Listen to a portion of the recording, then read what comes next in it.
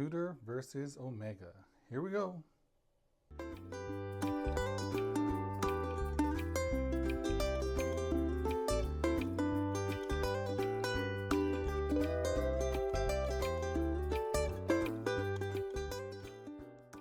Howzit, welcome back to Hawaiian Horology, and today we're going to be taking a closer look at these two chronographs from Tudor and from Omega, because I feel like the age-old question of Omega versus Rolex has been solved, and it's been solved a long time ago.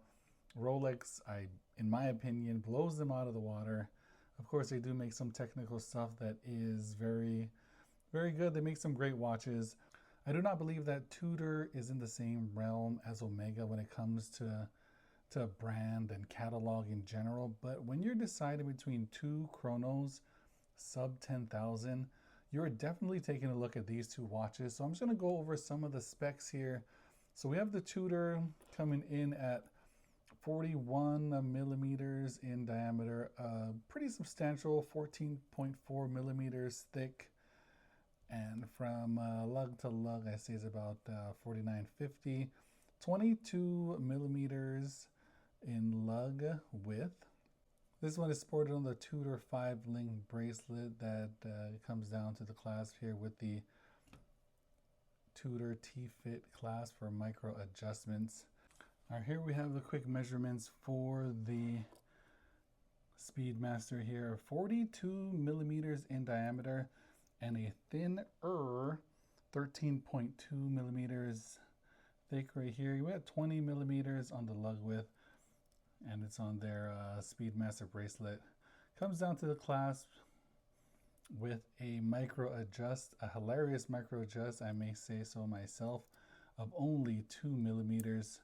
So if I were to only have one of these in the collection and I was going back and forth between Tudor and Omega here, there are some things that I'm going to be thinking about, whether this is going to be part of the collection, whether this is going to be a daily wear, what I'm going to be doing with it, because the Omega here is like a technically spec-wise a better watch. It has a 30-minute chronograph with a 12-hour counter here. This is just a 45-minute chronograph, but the Tudor has a date function. If you really like to use the date, you may want to go with the Tudor here. But the thing is, water resistance is one of the biggest things that differentiates the two.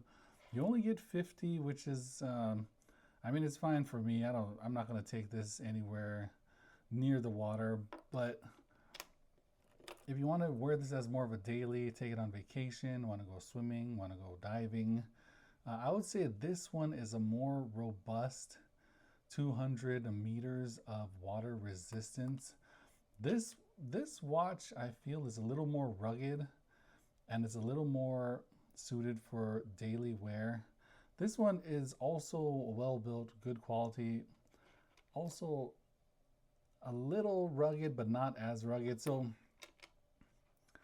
the big thing here, we're talking about water resistance, and as a daily wear, I'm gonna go with the Tudor again because it is automatic movement, 70 hours of power reserve. I believe the Omega is about 56 hours of power reserve, but it is a hand wind or a manual wind movement. That means you have to wind it, I guess, every other day that you're going to be wearing it. Omega has it definitely on the movement. The movement is gorgeous. You can just stare at this movement all day, and that is one of the reasons why they have a display case back on this movement.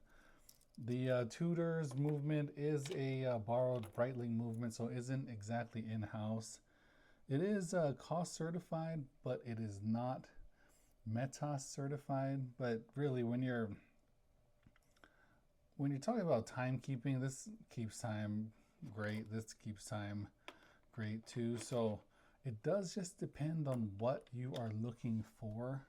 So another huge consideration when going between two watches like this, you're going to be looking at the price here. $8,100, brand new from the boutique. Maybe an authorized dealer will get you a little bit of a discount, but I'm not certain about that at the moment.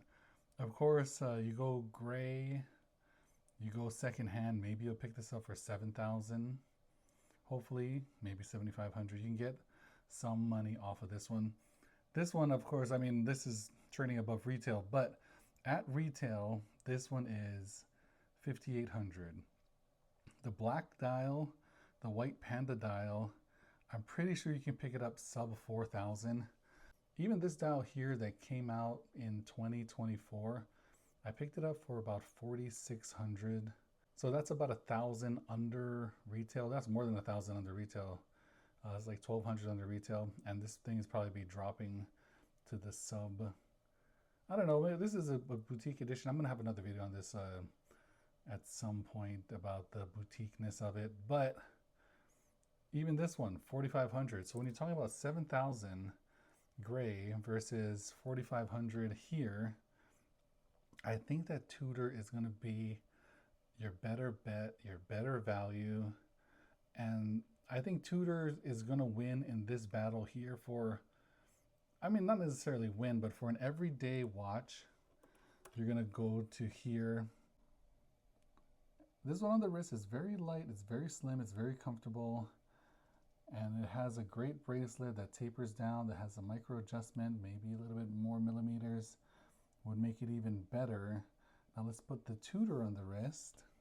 So here's the Tudor on the wrist. Is a bit chunkier. I can feel it on my wrist just putting it on back to back here. It does come with this very, very comfortable Jubilee style bracelet with the Tudor T-Fit clasp that really takes it to the next level. You get the ultimate perfect fit. So as for wearability, I think it's almost a wash. So if I'm going to pick a winner between the two, it's going to be very, very hard to decide. This one has the heritage. This one has the movement. This one has the robustness. This one has the comfort.